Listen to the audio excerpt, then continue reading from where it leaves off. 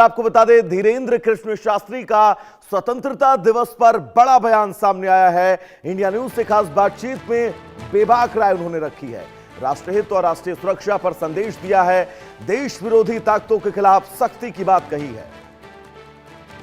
तो लाल किले से पीएम मोदी के भाषण की सराहना की है। युवाओं से राष्ट्र निर्माण में भागीदारी की अपील की है। स्वतंत्रता दिवस के मौके पर देश भर में आजादी का जश्न मनाया गया। इस मौके पर बागेश्वर धाम के पीठाधीश्वर धीरेन्द्र शास्त्री ने इंडिया न्यूज से बातचीत की और कई महत्वपूर्ण मुद्दों पर अपनी राय रखी। बातचीत के दौरान उन्होंने राष्ट्रभक्ति, राष्ट्रीय सुरक्षा और देशहित को लेकर अपनी स्पष्ट प्रतिक्रिया दी। धीरेन्द्र ने कहा कि आज का भारत पहले से मजबूत, आत्मविश्वासी राष्ट्र के रूप में उभरा है। उन्होंने कहा कि अब केवल देश के लिए मन मिटने की बातें करने का समय नहीं, बल्कि देश विरोधी गतिविधियों और राष्ट्र के खिलाफ काम करने वाली ताकतों के प्रति सख्त रुख अपनाने की आवश्यकता है। साथ ही उन्होंने स्वतंत्रता दिवस के मौके पर लाल किले की प्राचीर से प्रधानमंत्री मोदी द्वारा दिए गए संबोधन की सराहना की है। शास्त्री ने कहा कि प्रधानमंत्री ने विकसित भारत, आत्मनिर्भरता, युवा शक्ति, राष्ट्र निर्माण को लेकर जो विजन देश के सामने रखा, वो आने वाले सालों में भारत को नई ऊंचाइयों तक पहुंचाने का मार्ग प्रशस्त करेगा।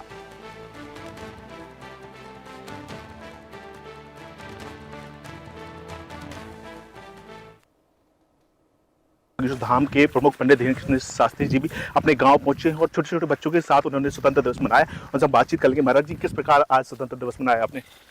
80वें स्वतंत्रता दिवस के पावन पर्व पर राम भक्ति और राष्ट्र भक्ति से ओतप्रोत हमारा पूरा गांव था और वैदिक गुरुकुलम बागेश्वर धाम का जो दिव्य स्थान है, जहां संस्कृत का संभाषण, संस्कृत गीत, संस्कृत गायन, पाठन, वदंती नित्यंती वाला स्मरण था और अभूतपूर्व क्षण था वो। और आज संपूर्ण देश की अखंडता, क्षुण्णता, एकता, संप्रभुता के लिए हम सब ने संकल्प लिया। और अब तक जो नारा दिया जाता था कि हम देश के लिए मर मिटेंगे, देश के लिए जान दे देंगे, हम चाहते हैं कि अब एक नया बदलाव दौर का आवे। अब देश के लिए जान देना नहीं है, अब हमें देश के लिए जीना है और देश के खिलाफ जीने वाले लोगों को, जो देशद्रोही हैं, उनकी जान लेना है, उन्हें जीने नहीं देना है। ऐसा विचार अब स्थापित होना चाहिए और संपूर्ण भारत को, पूरी दुनिया को आज स्वतंत्रता दिवस की ढेर सारी शुभकामनाएं बागेश्वर बालाजी के दिव्य धाम से। अधिकांश देखा गया 15 अगस्त में बूंदी वितरित की जाती है, लेकिन आपने यहाँ पर सांची के पेड़े बांट रहे थे बच्चों को, इसके पीछे क्या राज है? लघु उद्योग, ग्राम उद्योग की उन्नति हो और उसको बढ़ावा देने के उद्देश्य से हमारे देश के यशस्वी माननीय प्रधानमंत्री जी ने जो संदेश दिया, उस संकल्प को पूर्ण करने हेतु बागेश्वर धाम के वैदिक गुरुकुलम में सांची के पेड़े भी वितरित किए गए और सभी को पुस्तक, शंख वितरित किया गया। देखा इतिहास में पहली बार लाल किले से भी मातरम का इस्तेमाल किया गया।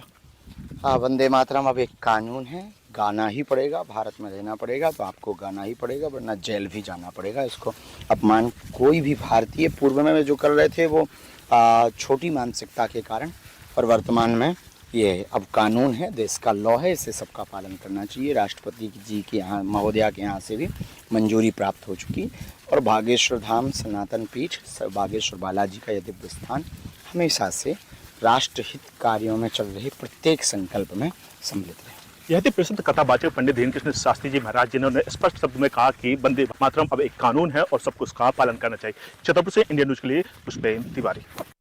तो सीधा आपको ग्राउंड जीरो पर ले चलेंगे। पुष्पेंद्र हमारे साथ जुड़े हुए हैं। पुष्पेंद्र, बड़े खुशनुमा मौसम में आपने बातचीत की है बाबा बागेश्वर से और स्पष्टवादिता के लिए जैसे वो जाने जाते हैं, बहुत स्पष्ट अपनी बातें रखी। एक बार विस्तार से बताएगा उन्होंने क्या कहा है, आगे के उनकी रणनीतिक इच्छा क्या कुछ है, सब कुछ समझाइए। जी, बता दें पंडित धीरेन्द्र कृष्ण शास्त्री हमेशा राष्ट्र की बात सबसे आगे रखते हैं। आज जो वह गुरुकुलम चलाते हैं, जहां कक्षा 1 से लेकर 5वीं तक का एक छोटा सा विद्यालय है, जहां वो संस्कृत में पढ़ाई कराते हैं और बच्चों को सिर्फ संस्कृति नहीं, वहाँ इंग्लिश और विज्ञान के अलावा घुड़सवारी एवं स्किल डेवलपमेंट कराते हैं। पंडित धीरेन्द्र कृष्ण शास्त्री आज सुबह वहां पहुंचते हैं और बच्चों के साथ राष्ट्रगान करते हैं, उसके बाद वंदे मातरम करते हैं। जब उनका कार्यक्रम समाप्त होता है तो इंडिया न्यूज से स्पष्ट बातचीत करने के लिए हम उन्हें ग्राउंड के पीछे ले गए और उन्होंने बताया कि किस प्रकार उन्होंने आज अपने यहाँ पर आज स्वतंत्रता दिवस मनाया। इसके अलावा उन्होंने भारतीय प्रधानमंत्री नरेंद्र मोदी की तारीफ की और लाल किले से वंदे मातरम का जो गायन हुआ उसकी भी उन्होंने तारीफ की और उन्होंने कहा कि अब वंदे मातरम गीत एक राष्ट्रीय कानून बन चुका है, उसका सबको पालन करना चाहिए, क्योंकि अगर जो पालन नहीं करेगा उससे निश्चित तौर पर जेल भी जाना होगा। कुछ लोग छोटी मानसिकता के लोग हैं जो इसका विरोध करते हैं, लेकिन अब उन लोगों को भी सचेत होना चाहिए। इसके अलावा हमारी ऑफ कैमरा भी बातचीत होती रही तो उनका कहना था कि जेएनजी के लिए अब निश्चित तौर पर वो आने वाले समय में कुछ शिविर लगाएंगे और जेएनजी की मन की शुद्धि के लिए उन्हें एक शिविर का आयोजन, एक बड़ा शिविर का आयोजन करेंगे जो उनका सितंबर माह में शुरू होगा और राष्ट्रीय प्रधानमंत्री नरेंद्र मोदी की तरफ से जो योजनाएं चलाई जा रही देश के लिए उनका ज्ञान भी उन्हें देंगे। इसके अलावा पंडित धीरेन्द्र कृष्ण शास्त्री ने कहा है कि जो भारतीय प्रधानमंत्री लगातार ग्राम उद्योग, छोटे छोटे गांव में जो उद्योग से लोग पेड़े बनाते हैं, छोटी छोटी चीजें बनाते हैं, इसका संदेश देने के लिए उन्होंने आज स्वतंत्रता दिवस पर अपने इस कार्यक्रम में पेड़े भी वितरित किए। जी बहुत महत्वपूर्ण बात आपने बताई। आगे क्या क्या क्या कार्यक्रम है उनके? निश्चित तौर पर पंडित धीरेन्द्र कृष्ण शास्त्री के युवा संत है और उनकी लोकप्रियता युवाओं में है। तो जब हमारी ऑफ कैमरा से बातचीत हो रही थी तो उनका कहना था कि कहीं ना कहीं जो राष्ट्रीय युवा है वो भटक रहे हैं। इनको एआई के जमाने में एचआई यानी हिंदुस्तान की जो टेक्नोलॉजी है, जो इतिहास है, वह पढ़ाना चाहिए, क्योंकि जो विद्यालयों में पढ़ाया जाता है वह विदेशों का इतिहास पढ़ाया जाता है। अब इन्हें थोड़ा सा शिक्षा में भी उनका बदलाव के लिए वह सजेस्ट कर रहे थे कुछ ऐसी चीजें हों कि जिनमें भारतीय इतिहास, जो हमारे भारत के महान वैज्ञानिक रहे या भारतीय जिन्होंने आजादी दिलाई, उनके इतिहास के बारे में कुछ अलग से सब्जेक्ट हो, ऐसा पढ़ाया जाए।